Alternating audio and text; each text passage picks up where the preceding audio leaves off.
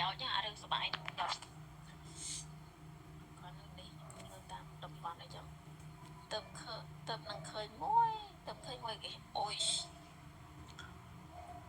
គេថាតែចឹងបាច់មួយតាក់អីចឹងណាចឹងទៅប្រកគេខ្ញុំទៅពីបន្ទោកៅហើយខ្ញុំទៅផាត់ទៅខ្ញុំលក់ពេលយប់លក់24ម៉ោងចែកស្លាក់ដេកអត់អីទេនៅដឹងខ្លួនតែអត់លុបមកវាឡើងមុនចេះច្បាស់ណែធ្វើឲ្យមានតម្លៃប្រហែលគេមានតម្លៃដោយសារតែយើងមិនដេកមកជាប់មកអត់ជាប់ឲ្យឡើងមុនអត់ជ្រុយនេះហា1 2 3 4 5អានេះវាជ្រុយអានេះ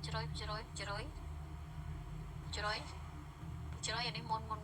នេះអញ្ចឹងសក់មុននេះអានេះផ្នែកខ្ញុំចាំខ្ញុំចំមកខ្ញុំមាត់ខ្ញុំចាប់ដល់គោអោត្រប់គួរចិត្តច្រើនមកមានមុនដល់គោចាស្អាតអាយមិនមកទឹក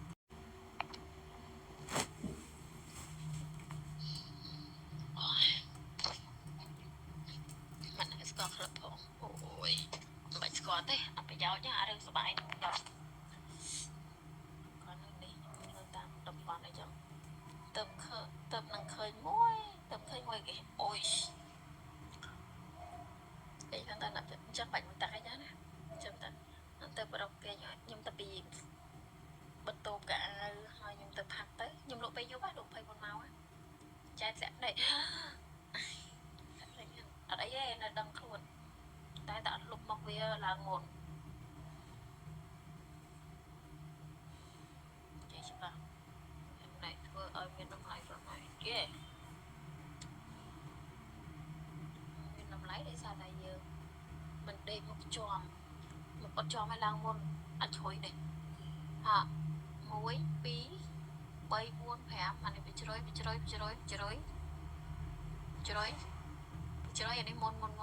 ះអញ្ចឹងសក់មុននេះអានេះផ្នែកខ្ញុំចាំខ្ញុំចំមកខ្ញុំមាត់ខ្ញុំចាប់ដល់គោអោ